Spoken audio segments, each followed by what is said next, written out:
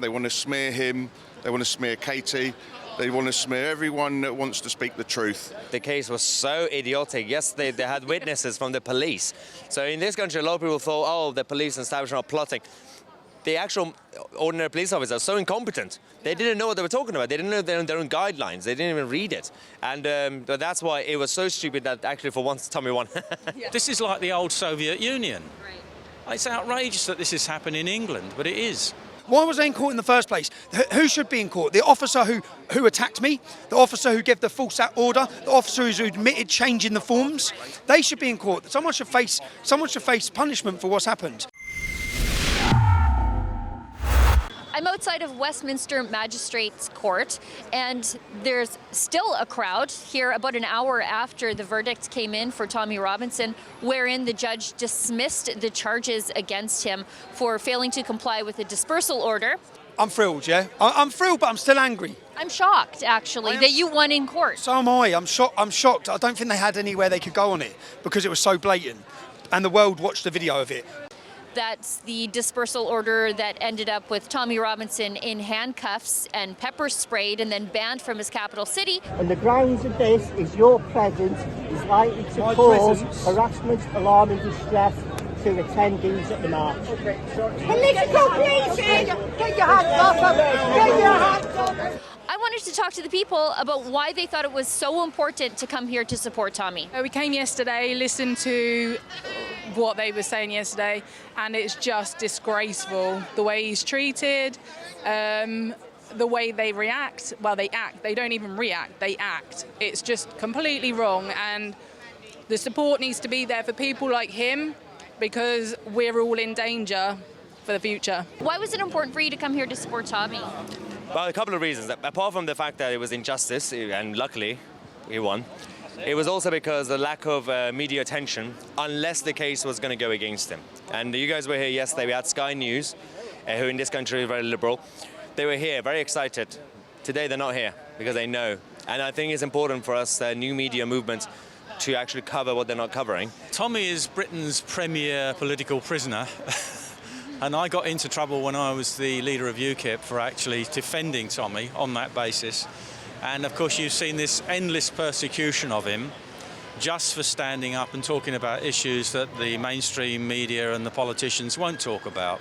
So I thought it was very important I've come out and supported him before, and I thought this morning it's St George's Day, so otherwise I wouldn't do anything, so I'll come out and probably have a drink with a few friends afterwards. So yeah, I think it's important to defend him. Well, obviously to support Tommy, and also the freedoms of every British person, English person, British person, because we've obviously got rights, but unfortunately those can be taken away from people that put their head above the parapet. Because the magistrate courts, there's no jury.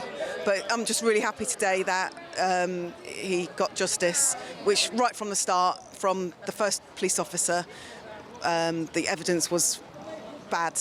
So it was obvious what was going to happen. But because it is Tommy, it's not completely obvious. Are you as shocked with the outcome today as I am? I mean, I listened to the evidence, so, it was obvious that the order wasn't valid.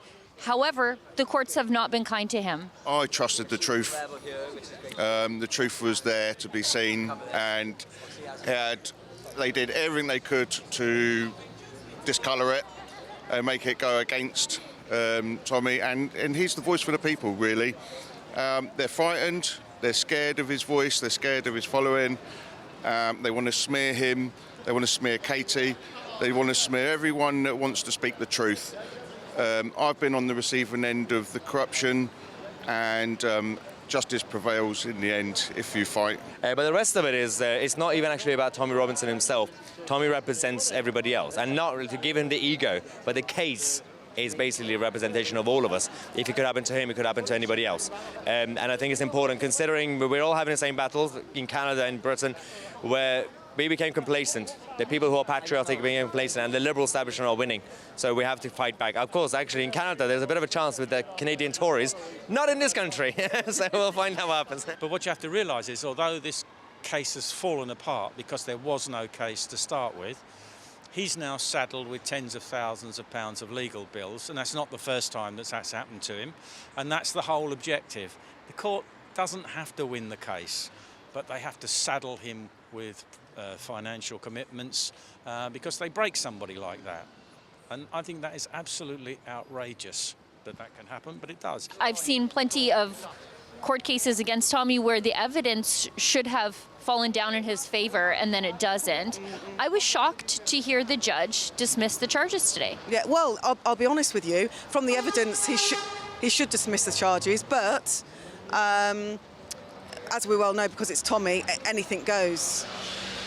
So, yeah, I'm just so happy, and hopefully it's the precedents for the future, for ongoing. The case was so idiotic. Yes, they had witnesses from the police. So in this country, a lot of people thought, oh, the police and establishment are plotting. The actual ordinary police officers are so incompetent. They didn't know what they were talking about. They didn't know their own guidelines. They didn't even read it. And but that's why it was so stupid that actually for once Tommy won. And of course I was in 3 years ago in the Old Bailey when they heard his appeal against the contempt of court case. There was no case then either, but what did they do? They referred it back up to the Attorney General, who was a Conservative MP, who then concocted more charges, which he was then found guilty of. This is like the old Soviet Union. Right. It's outrageous that this is happening in England, but it is. Yeah, it's clear that the process is the punishment. Now, my concern is that I think the police are learning on the job here, and they will be far more careful with their paperwork next time they're dealing with Tommy Robinson, and he will end up behind bars. Yeah, I mean, they won't leave off, I'm sure. They will, so long as he's speaking out and talking about things, which the political classes won't talk about, then he has to be shut up. I mean, it is like the Soviet Union. I've got a local cameraman, and if you'd like to help offset the cost of sending me here all the way from Western Canada to make sure the public gets the full truth and to make sure that the sinister voyeurism of the likes of the Evening Standard doesn't go completely unchecked, please go to TommyTrial.com. That's it for me in London. For Rebel News, I'm Sheila Gunn Reid.